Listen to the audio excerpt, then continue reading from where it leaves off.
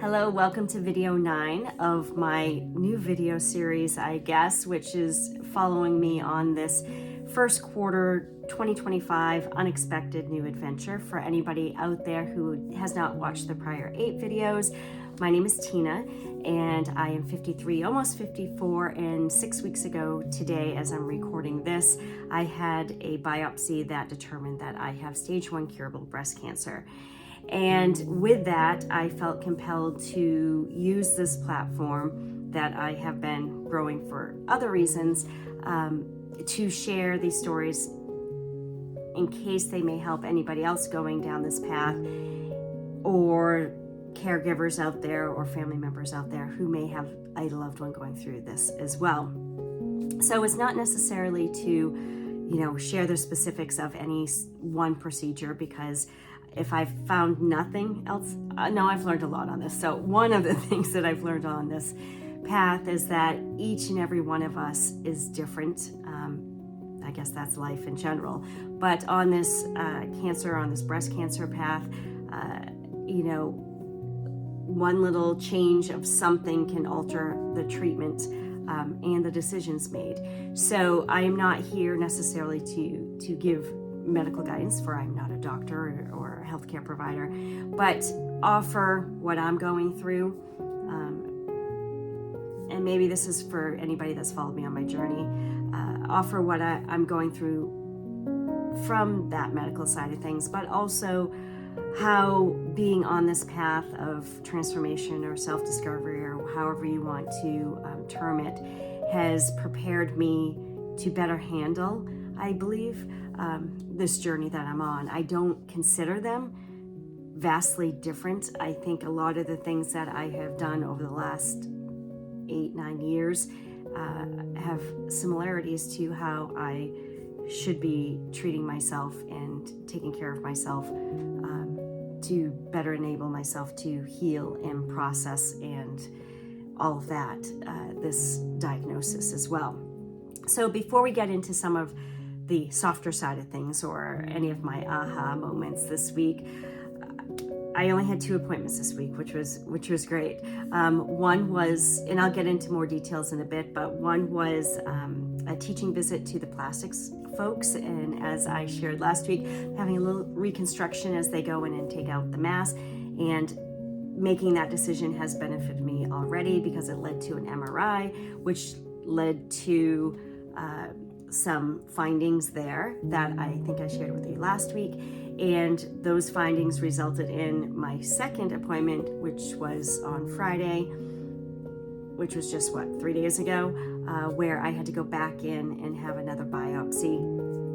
So I do not have the pathology reports on that yet, but as I was getting ready to record this, the hospital actually called to see how I fared this weekend, which was the first call that I've received in such a way from a hospital entity. So that was really lovely. Although it stops you for a second, because all of a sudden you see the number pop up and you brace yourself for what it may be. Honestly, I didn't assume that we'd have pathology back over the weekend. I didn't think the scientists would be doing that at this point, but I'm sure they're working on it right now. So yeah, those are the things that I am going to talk about. But with that, I am coming to you unshowered today because it's this interesting thing for me that I just came in from outside and I'm finally stopping sweating. We received a lot of snow yesterday and last night, and although the plow person comes, there's still cleanup and we need to get people outside, or out cars to work and things like that. So I was outside for an hour. I was shoveling, I was snow blowing, I was cleaning off the porch, and it's hard for me, not that I'm dwelling on it, not that I'm sad about it, but it's a weird place to sit right now that in 1 week I can't do that. And right now, the doctors can feel the mass in here. I haven't probably pressed enough to feel it or know what I'm looking for, but otherwise I feel fine. colds have kind of cycled through the house, and that wears you down anyway. Going outside in fresh air, that wears you down. You know, it's this weird dichotomy, I guess, that I'm out there sweating my butt off, lifting heavy stuff. I can feel it in my back, but doing that, and I'm fine right now. And a week from now, that's all going to change. You know, last weekend we went away and I went snowshoeing, totally fine, lugging stuff in 3 days from now, we're going to go away for a couple days, and we're going to go down the toboggan chute, totally fine.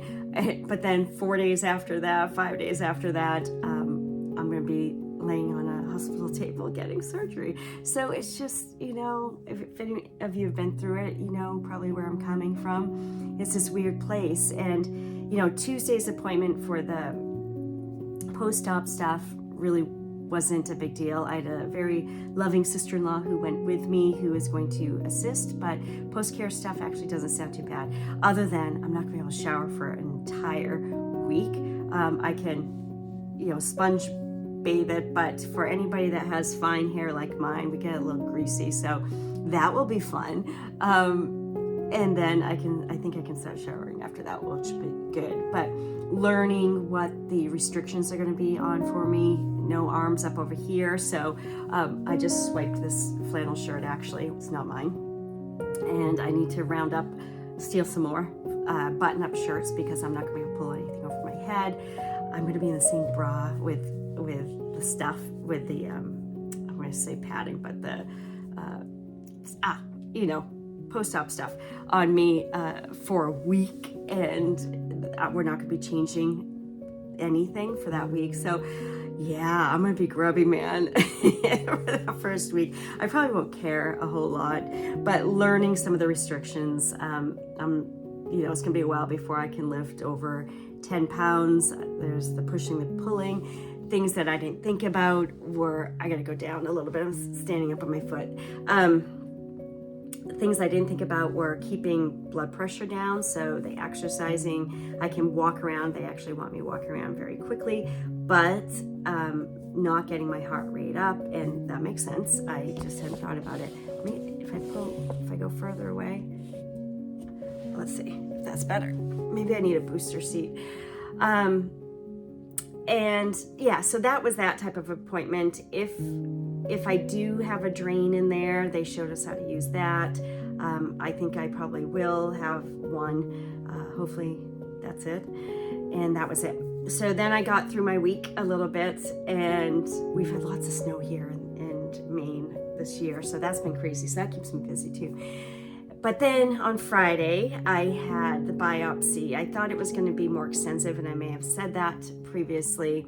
I thought it was going to, they were going to be doing something on my left side and then doing the biopsy on the right, but it ended up just being the biopsy on the right. Nonetheless, it was over 2 hours that I was in there with folks. I had the same ultrasound tech that I had the week prior, and she was lovely. Everybody was lovely. You know, it was interesting because they had to, because these were just the mammary nodes they had found, but the surgeon decided she wanted them biopsied prior to surgery, so that if by chance there was something funky there, they could just take those out while they're in there, which I appreciate. And again, that came up from the MRI that I only am having because I'm having the reconstruction. So again, it was worth it. But they had to press pretty hard in order to kind of pinpoint where those small mammary nodes were in order to get the needle in there and to do the biopsy and to place a marker so that it can be easily identified should I need those removed. And so afterwards, she had to, you know, keep pressure on it to help with the any bleeding or anything like that. So we got to know each other, because you figure she was reaching across me, pressing, so our faces are pretty close. She knows my breast well at this point. And so we were chatting. She's like, you know, you're the only one that has smiled that's come in here today. And I got thinking about it. She was just talking about it. It's a lot of, I think, older individuals that are in there. mostly, and some of this can hurt. And so I'm thankful that I'm robust and can take some of that. But it also reminded me, we control what we're projecting out there. And I'm glad I could bring a little light to everybody else.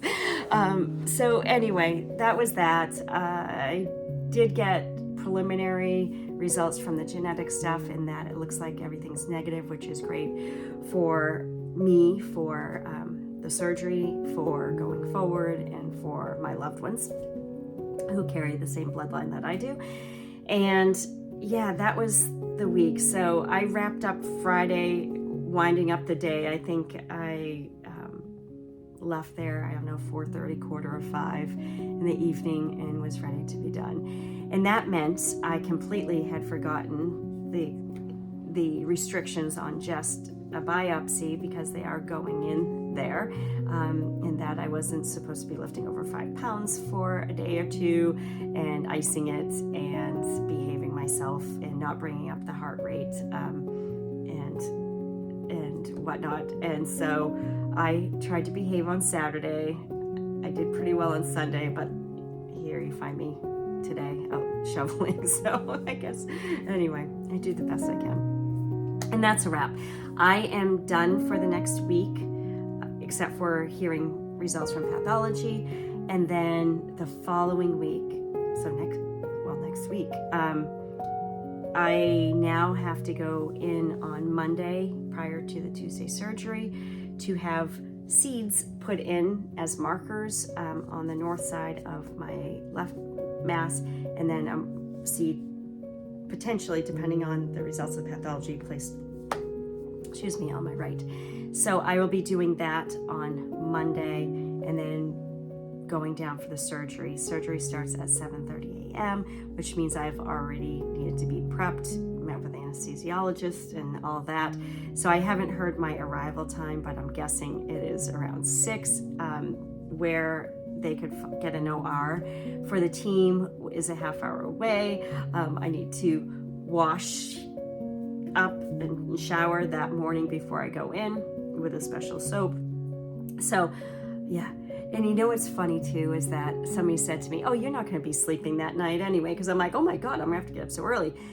And it made me realize I have not lost one night's worth of sleep since this began.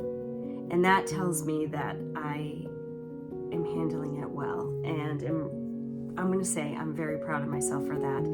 I feel like you just can't get ahead of yourself. You just take it one step at a time. Today, I have nothing. And so today I can focus on other things.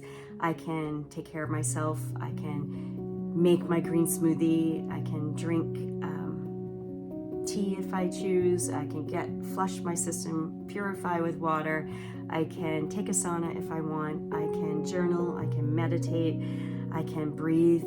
I can do the things that help take care of me. I did find that last Friday I started getting up in the ethers a bit, and it wasn't nerves necessarily going into the biopsy, but there was something that was just triggering me a little bit. And so my son was at his dad's house for the week, and we had chatted, and he asked to be called out of his class, which was the last 4th period of the day before he was going to have vacation. And I'm like, you know what?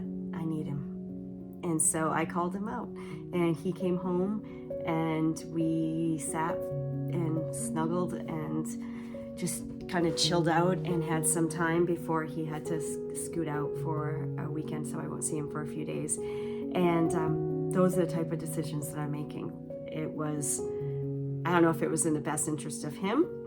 He claims it was, but it was in the best interest of me. And I guess that's it. So I am going to hop back on next Monday, sometime around when I'm having my procedures. And then we'll see. I will keep you posted. I'm not sure when the the next video will happen post-surgery, but when I'm able, I'll hop on and share for a few minutes. But thank you all for listening. I know sometimes get a little rambling on this, but I'm just trying to keep it real, man.